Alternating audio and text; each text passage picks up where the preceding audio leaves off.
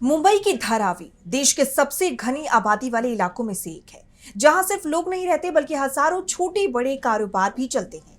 यही वजह है कि धारावी का पुनर्विकास लंबे समय से मुंबई की सबसे बड़ी और सबसे चर्चित योजनाओं में शामिल है। लेकिन अब इसी परियोजना को लेकर एक बार फिर बड़ा सवाल खड़ा हो गया। सवाल है कि आखिर धारावी के उन परिवारों का क्या होगा जिन्हें नई जगह पर बसाने की योजना बनाई गई है। दरअसल धारावी पुनर्विकास परियोजना के तहत बड़ी संख्या में परिवारों को नए घर देने की योजना है, लेकिन इन परिवारों को बसाने के लिए जिस जमीन का इस्तेमाल किया जाना है वहां अभी तक जरूरी काम शुरू नहीं हो पाया है। सूचना के अधिकार यानी आरटीआई से मिले दस्तावेजों के मुताबिक मुंबई के देवनार इलाके में मौजूद करीब 99 साल पुराने डंपिंग ग्राउंड के एक हिस्से की सफाई का काम तय समय बीत जाने के बाद भी शुरू नहीं हुआ। यानी जिस जमीन पर भविष्य में लोगों के लिए घर बनाए जाने हैं, उस जमीन को अभी रहने लायक बनाने की प्रक्रिया ही शुरू नहीं हो पाई। और यही देरी अब धारावी पुनर्विकास परियोजना के सामने एक बड़ी चुनौती बनती जा रही है। पूरे मामले को समझने के लिए सबसे पहले देवनार की जमीन को समझना जरूरी है।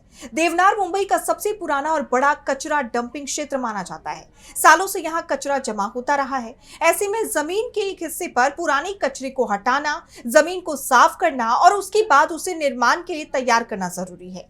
महाराष्ट्र सरकार ने अक्टूबर 2024 में देवनार की करीब 124 एकड़ जमीन धारावी पुनर्विकास परियोजना के तहत उन परिवारों के लिए आवंटित की थी जिन्हें पुनर्निवास के तहत घर दिया जाना है।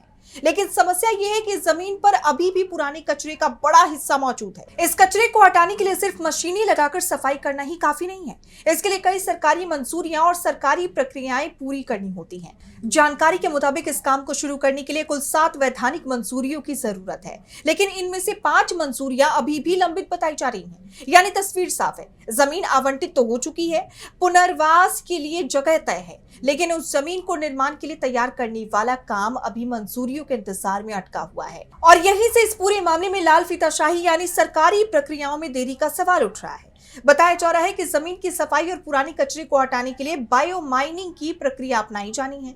आसान भाषा में समझे तो इसका मतलब है कि पुराने कचरे को हटाकर जमीन को साफ और उपयोग के लायक बनाया जाएगा। इसके बाद ही वहां बड़ी स्तर पर निर्माण का काम आगे बढ़ सकता है। लेकिन आरटीआई से सामने आई जानकारी के मुताबिक तय समय सीमा निकालने के 6 महीने से ज्यादा समय बाद भी ये काम शुरू नहीं हो पाया। अब सवाल यह है कि ये देरी हो क्यों रही है।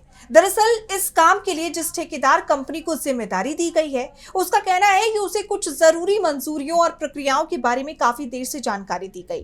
कंपनी के मुताबिक इस वजह से शुरुआती काम आगे नहीं बढ़ सका। दूसरी तरफ मुंबई महानगर पालिका यानी बीएमसी के अधिकारियों के सामने भी अपनी एक परेशानी है। अधिकारियों के मुताबिक अगर मौजूदा टेंडर यानी ठेके की प्रक्रिया को रद्द कर दिया जाता है तो नए सिरे से टेंडर निकाला जाता है, तो इसमें और ज्यादा समय लग सकता है।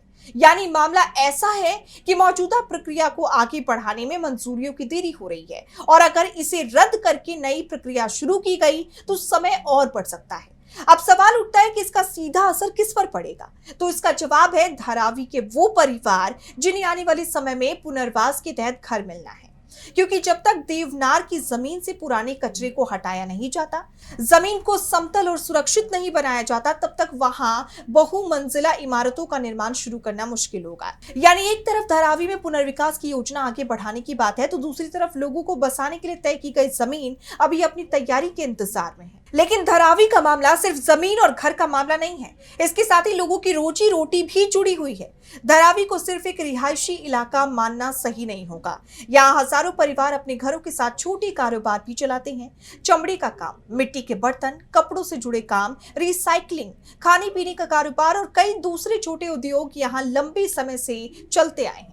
यानी कई लोगों के लिए धारावी सिर्फ उनका घर नहीं है, यही उनका काम करने की जगह भी है। यही वजह है कि धारावी के पुनर्विकास को लेकर पहले से ही कई सवाल और विरोध सामने आते रहे हैं। योजना में लोगों को घर देने के लिए एक कट ऑफ डेट यानी तय तारीख रखी गई है। इसके मुताबिक जो लोग 1 जनवरी 2000 या उससे पहले से धारावी में रह रहे हैं, उन्हें मुफ्त घर मिलने की पात्रता दी गई है। वहीं 2000 से 2011 के बीच यहाँ बसे लोगों के लिए अलग व्यवस्था बताई गई है। ऐसे लोगों को शुल्क देकर या किराए के आधार पर घर मिलने की बात कही गई है। लेकिन 2011 के बाद धारावी में बसे लोगों को लेकर स्थिति अलग है। ऐसे लोगों के सामने अपने घर से बाहर होने का खतरा बताया जाता है।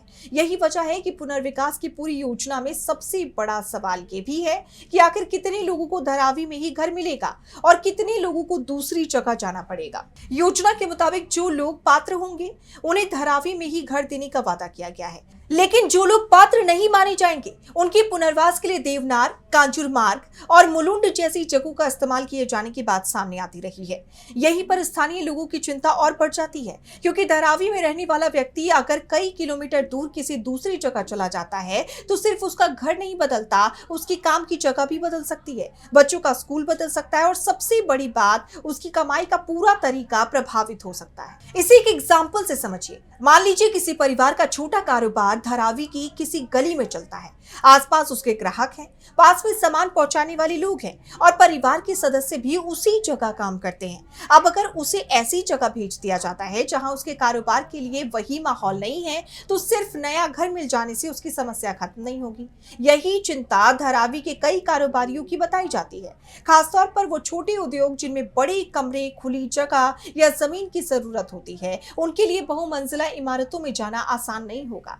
धारावी में चमड़े से जुड़े काम से लेकर रिसाइकलिंग तक कई तरह के छोटे उद्योग चलते हैं। यहाँ घर और काम की जगह कई बार एक दूसरे से जुड़ी होती है। एक ही परिवार के कई लोग अपने घर से जुड़े छोटे कारोबार में काम करते हैं। ऐसे में अगर पूरा इलाका ऊंची इमारतों में बदलता है तो सवाल सिर्फ ये नहीं है कि लोगों को कितनी वर्ग फुट का घर मिलेगा, सवाल ये भी है कि क्या उन्हें अपना काम जारी रखने की जगह मिलेगी।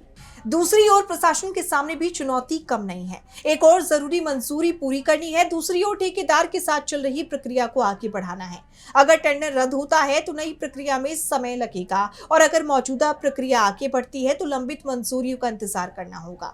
यानी देवनार की जमीन पर काम शुरू होना इस पूरे पुनर्वास मॉडल के लिए बेहद अहम घड़ी बन गया है। अब इस पूरे मामले में सबसे बड़ा सवाल यही है कि क्या सरकारी विभागों के बीच तालमेल की कमी और मंजूरियों में देरी की वजह से धारावी के लोगों को और इंतजार करना पड़ेगा, क्योंकि धारावी के लोगों के लिए ये सिर्फ एक सरकारी परियोजना नहीं, ये उनके घर, उनके कारोबार और उनके भविष्य से जुड़ा मामला है। अडानी समूह की भूमिका वाली धारावी पुनर्विकास परियोजना को लेकर पहले से ही सवाल उठते रहे हैं। जमीन के इस्तेमाल से लेकर टेंडर प्रक्रिया, पुनर्वास और लोगों की आजीविका तक कई मुद्दों पर चर्चा होती रही है। अब देवनार की 124 एकड़ जमीन पर सफाई का काम समय पर शुरू न होने की जानकारी ने एक और सवाल खड़ा कर दिया।